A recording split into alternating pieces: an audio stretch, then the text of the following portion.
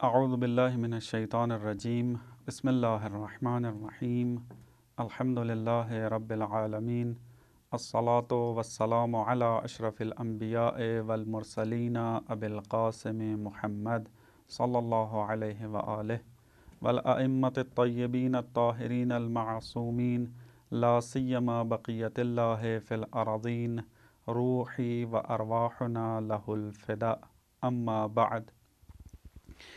ہماری بات معاد میں چل رہی تھی۔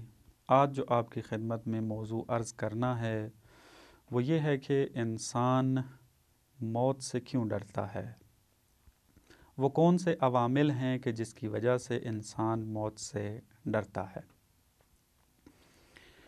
اگر ہم معرفت کے اعتبار سے انسان کو دیکھیں تو معلوم ہوتا ہے کہ انسان کو 3 حصوں میں تقسیم کیا جا سکتا ہے۔ بعض افراد معرفت کے اعتبار سے ناقص ہیں، بعض متوسط ہیں اور بعض کامل ہیں۔ وہ افراد کے جو معرفت کے اعتبار سے کامل ہیں وہ موت سے نہیں ڈرتے، لیکن وہ افراد کے جو ناقص ہیں اور متوسط ہیں ان کے اندر بعض ایسے عوامل پائے جاتے ہیں کہ جن کی وجہ سے یہ موت سے ڈرتے ہیں۔ ناقص وہ افراد ہیں کہ جو آخرت پر ایمان نہیں رکھتے، اسی دنیا کو سب کچھ سمجھتے ہیں۔ بس طبیعی بات ہے کہ یہ انسان موت کو فنا سمجھے گا، کیونکہ یہ آخرت کو مانتا ہی نہیں ہے، دنیا ہی کو سب کچھ مانتا ہے۔ اور دوسری طرف سے ہم دیکھتے ہیں کہ انسان کے اندر ایک جو حس موجود ہے وہ ہمیشہ رہنے کی ہے۔ ہر انسان یہ چاہتا ہے کہ میں ہمیشہ رہوں۔ بس ایک طرف سے انسان یہ دیکھتا ہے کہ میں نے ہمیشہ رہنا ہے، یہ حس میرے اندر موجود ہے، اور دوسری طرف جب موت کا نام سنتا ہے تو موت چونکہ اس کی نظر میں ہلاکت ہے، اس کی نظر میں نابودی ہے، بس وہ موت کا نام سن کر ڈر جاتا ہے، خوف کھاتا ہے، کیونکہ موت اس کو ہمیشہ رہنے سے روکتی ہے۔ لہٰذا آخرت پر ایمان نہ رکھنا اور دنیا ہی کو سب کچھ سمجھ بیٹھنا یہ عامل ہے کہ انسان موت سے ڈرے۔ ایسے انسان کا علاج یہ ہے کہ اس کے لیے آخرت کو ثابت کیا جائے اور آخرت پر ایمان کو قوی کیا جائے۔ اگر یہ کام ہو گیا، اس انسان کے لیے محکم ادلہ سے آخرت ثابت ہو جائے، ایمان اس کا آخرت پر قوی ہو جائے، تو یہ کبھی بھی موت سے نہیں ڈرے گا۔ متوسط وہ لوگ ہیں کہ جو آخرت پر ایمان تو رکھتے ہیں لیکن بعض اوقات آخرت کو بھول جاتے ہیں۔ مثلا انسان دنیا کے اندر اتنا پھنس جاتا ہے، دنیا سے اتنا لگاؤ لگا بیٹھتا ہے، محبت کر بیٹھتا ہے دنیا کے ساتھ اتنی زیادہ کہ اصلاً آخرت اس کو نظر ہی نہیں آتی، آخرت سے بھول جاتا ہے۔ یہ انسان کے جو دنیا سے محبت کر بیٹھتا ہے، اب دنیا مختلف قسم کی ہے، اولاد بھی دنیا شمار ہوگی کہ اگر وہ خدا اور آخرت کو بھلا دے، مال بھی دنیا شمار ہوگا اگر وہ خدا کو اور آخرت کو بھلا دے، اور تمام وہ چیزیں کہ جو خدا اور آخرت کی یاد کو بھلا دے اس کو دنیا کہیں گے۔ اور جو اس دنیا سے محبت کر بیٹھے تو لازمی بات ہے کہ یہ انسان موت کا نام سن کر گھبرائے گا، خوف کھائے گا، چونکہ یہ اتنا محبت کر بیٹھا ہے اس دنیا کے ساتھ کہ اس سے اب جدا ہونا مشکل ہے۔ اس مشکل ہونے کو ایک مثال کے ذریعے سمجھایا جا سکتا ہے کہ انسان اگر دیکھیں ایک ٹیپ کہ جس کے ذریعے کسی چیز کو جوڑا جاتا ہے، اس ٹیپ کو اگر صاف جلد کے اوپر لگایا جائے اور اس کو پھر اکھاڑا جائے تو درد نہیں ہوتا، انسان آسانی سے اس کو جدا کر لیتا ہے۔ لیکن یہی ٹیپ ایسی جگہ پر لگایا جائے بدن کے اوپر کہ جہاں پر زیادہ بال موجود ہوں.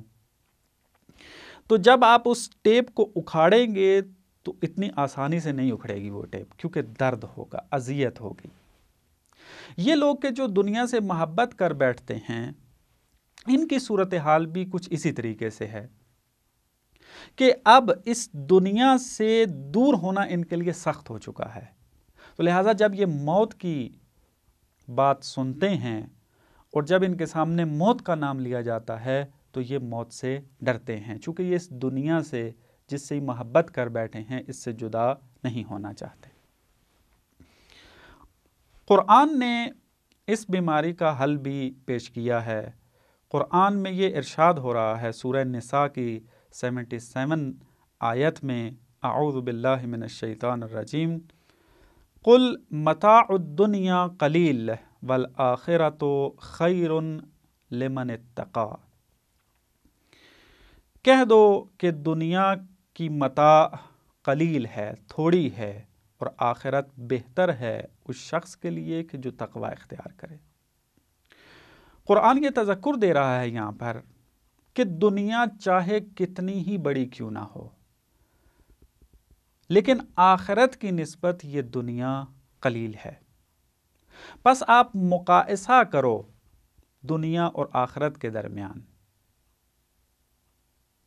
جب مقائسہ کرو گے تو دنیا اس کے سامنے چھوٹی نظر آئے گی، اور اس مقائسے کا نتیجہ یہ نکلے گا کہ انسان کبھی دنیا سے اتنی محبت نہیں کرے گا تاکہ اس سے جدا ہونا اس کے لیے مشکل ہو جائے، کیونکہ وہ دیکھ رہا ہے کہ دنیا میں جو کچھ بھی ہو، جتنا بھی طولانی کیوں نہ ہو، جتنی وسیع و عریض دنیا کیوں نہ ہو، مقدار میں کتنی زیادہ ہی کیوں نہ ہو یہ دنیا، لیکن جب ہم آخرت کی نسبت دیکھتے ہیں، قرآن یہ کہہ رہا ہے کہ اس کے مقابل میں یہ کچھ بھی نہیں ہے، قلیل ہے. اور تو انسان کثیر چیز کو چاہتا ہے تو دنیا سے لگاؤ نہ کرو، کیونکہ دنیا قلیل ہے. بس آخرت کی طرف متوجہ رہو، کیونکہ دنیا قلیل ہے اور آخرت میں جو کچھ موجود ہے وہ کثیر ہے. بس قرآن یہ کہہ رہا ہے کہ اگر تم نے آخرت پر اس طریقے سے نگاہ رکھی کہ دنیا اس کے مقابل میں کچھ بھی نہیں ہے، تو کبھی بھی موت اس کو نہیں ڈرائے گی. موت کا نام سن کے انسان نہیں ڈرے گا. بعض اوقات انسان موت سے اس لیے ڈرتا ہے چونکہ موت سے واقف نہیں ہے، آشنا نہیں ہے موت سے. مثلا امام ہادی علیہ السلام اپنے ایک صحابی سے ملنے کے لیے گئے جو کہ مریض تھا. جب اس کی عیادت کے لیے اس کے گھر گئے تو دیکھا کہ یہ مریض رو رہا ہے اور موت سے ڈر رہا ہے. تو امام ہادی علیہ السلام نے وہاں یہ فرمایا، تخاف من الموت لأنک لا تعرفہ. تو موت سے ڈر رہا ہے اس لیے کیونکہ تو موت کو نہیں جانتا، اس کی حقیقت سے واقف نہیں ہے. اگر تو موت کی حقیقت سے واقف ہوتا، اگر تجھے یہ پتا ہوتا کہ موت انتقال کا نام ہے، اس دنیا مادی سے نکل کر بہترین دنیا کی طرف منتقل ہونا ہے، تو تو کبھی نہ روتا اور نہ ہی موت سے ڈرتا. بس ایک عامل جو موت سے ڈرنے کا ہے وہ موت سے ناآشنائی ہے، جس کی طرف امام نے اشارہ کیا.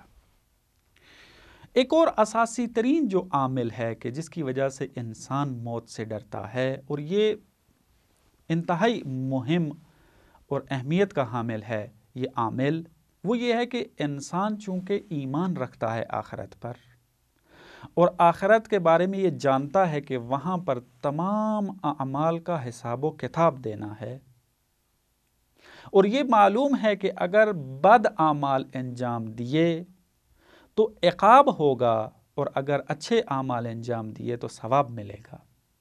اب وہ لوگ کہ جو گناہگار ہیں، جنہوں نے اپنی زندگی میں بہت زیادہ گناہ کیے ہیں،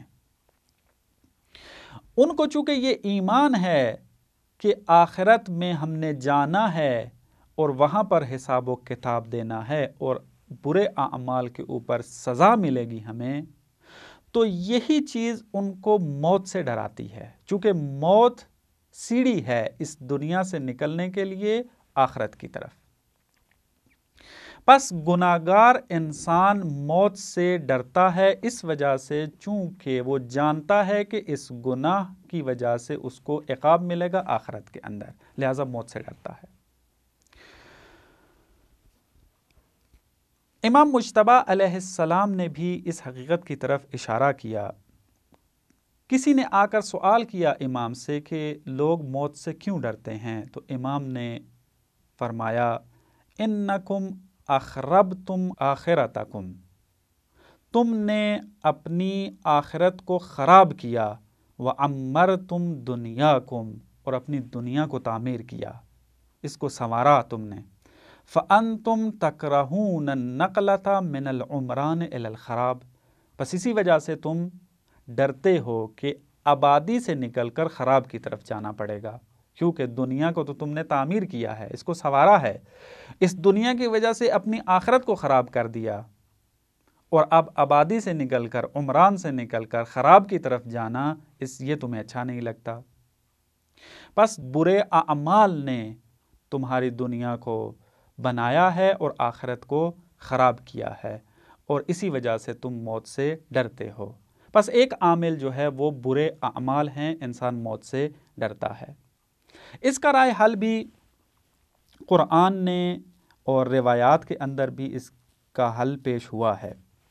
مثلا پیغمبر صلی اللہ علیہ وآلہ وسلم فرماتے ہیں اکثروا ذکر الموت، موت کا زیادہ سے زیادہ ذکر کرو، فَإِنَّهُ هَادِمُ اللَّذَّاتِ حَائِلٌ بَيْنَكُمْ وَبَيْنَ الشَّهَوَاتِ، چونکہ موت تمہاری لذات کو ختم کر دینے والی ہے اور حائل ہے تمہاری شہوات کے درمیان اور تمہارے درمیان، چونکہ انسان برے اعمال اس وجہ سے انجام دیتا ہے چونکہ شہوت میں مبتلا ہو جاتا ہے، اور موت کو اگر زیادہ یاد کرے گا تو انسان شہوات میں مبتلا نہیں ہوگا اور برے اعمال بھی انجام نہیں دے گا۔ پس اس بیماری کا علاج یعنی برے اعمال انجام نہ دے، اس کا علاج یہ ہے کہ انسان موت کو زیادہ سے زیادہ یاد رکھے۔